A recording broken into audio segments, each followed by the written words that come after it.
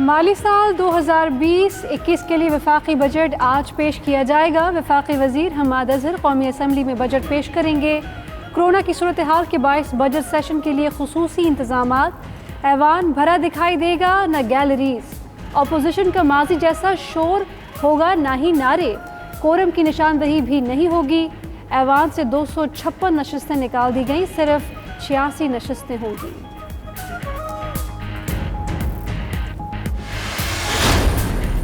Overall GDP का growth है जो साल मुकम्मल हो रहा है उसका एस्टिमेट 0.4% है। इसमें एग्रीकल्चर की ग्रोथ तकरीबन 2.67% है। कोरोना के बायस कौमी आमदनी में कमी, मुआशी शरह नमू मनफी 0.4% रही। मुशीर खजाना अब्दुल हफीज शेख ने इक्तसादी सर्वे जारी कर दिया। कहा रवा माली साल मुल्क को 3000 अरब का नुकसान पहुंचा, कोई हदफ हासिल न हुआ। ज़रई तरक्की 3.5% के हदफ की बजाय 2.7%। सनती शोबे की कारकर्दगी 2.3 के मुकाबले मनफी 2.3%। खिदमात के शोबे, कपास और दीगर शोबों में पैदावारी हदफ के मुकाबले में मनफी। हम हुकूमत के अखराजात को कम करके पब्लिक के लिए जितने ज़्यादा पैसे हों वो दें। हमने पूरा साल जो स्टेट बैंक ऑफ पाकिस्तान है उससे टका भी कर्ज नहीं लिया। हमने फौज की जो बजट थी उसको फ्रीज किया यानी मुंजमद किया। मौजूदा हुकूमत को मौशी बहरान विरसे में मिला। अब्दुल हफीज शेख कहते हैं रवा साल अखराजात आमदन से ज्यादा रहे। डॉलर सस्ता रखने से बरामदात में इजाफा हो गया। मौसर हिकमत अमली से 5000 अरब के कर्जे वापस किए। 20 अरब के खसारे को 3 अरब तक ले आए। स्टेट बैंक से कोई रकम नहीं ली। यूटिलिटी स्टोर्स को अरबों की सब्सिडी दी। 1 करोड़ 60 लाख खानदानों की मदद की। फौज का बजट मुंजमद करने पर जनरल कमर जावेद बाजवा के मशकूर हैं।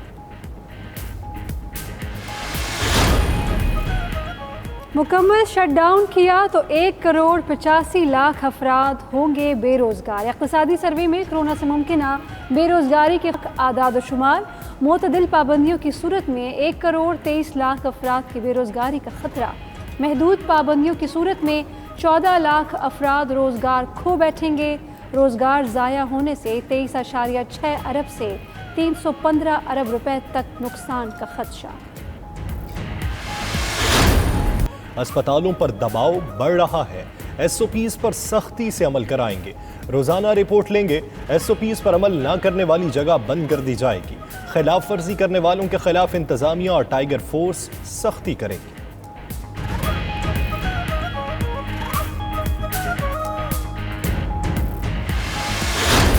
सदर नून लीग ने टेस्ट मस्बत आने पर खुद को घर में करंतना कर लिया।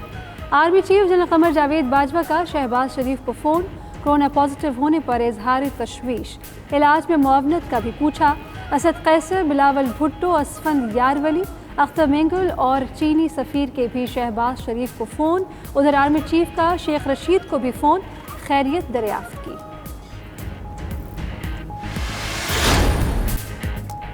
जिस्म में जिंदगी बनकर दौड़ने वाला खून अब बनेगा शिफा भी। 38,000 से ज़ायद खुशकिस्मत प्लाज्मा अतिया करके हम वतनों की जिंदगियां बचा सकते हैं।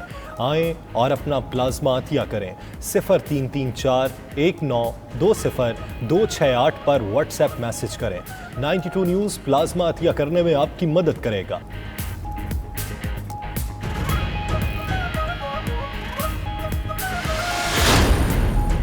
वज़ीर आला पंजाब उस्मान बुज़दार की ज़ेर सदारत इजलास। Core commander Lahore lieutenant general Majid एहसान की भी शिरकत। सिफारिशात को NCOC में हतमी मंजूरी के लिए पेश किया जाएगा।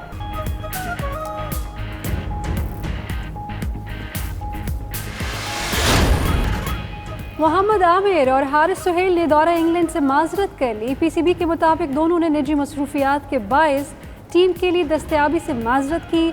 पाकिस्तान 28 खिलाड़ियों और 14 स्पोर्ट्स स्टाफ को इंग्लैंड भेजेगा। और मिस्र ने भी सयाहों के लिए दरवाजे खोल दिए।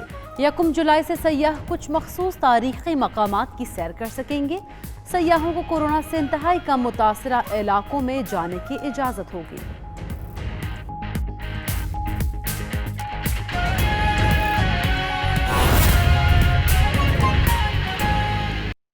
آپ کو یہ بتائیں کہ صنعتکاروں نے آئندہ بجٹ میں برآمدات کرنے والی انڈسٹری کو زیرو ریٹڈ اسٹیٹس بحال کرنے کا مطالبہ کر دیا ہے.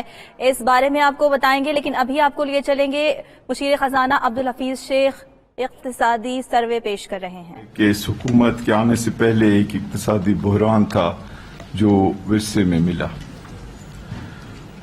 پچھلے 5 سال جو گزرے تھے اس حکومت کے آنے سے پہلے، اس میں ایکسپورٹس جو ہیں، یعنی ہماری چیزیں جو باہر کے لوگ خریدتے ہیں، ان میں گروتھ کی رفتار جو ہے وہ 0% تھی.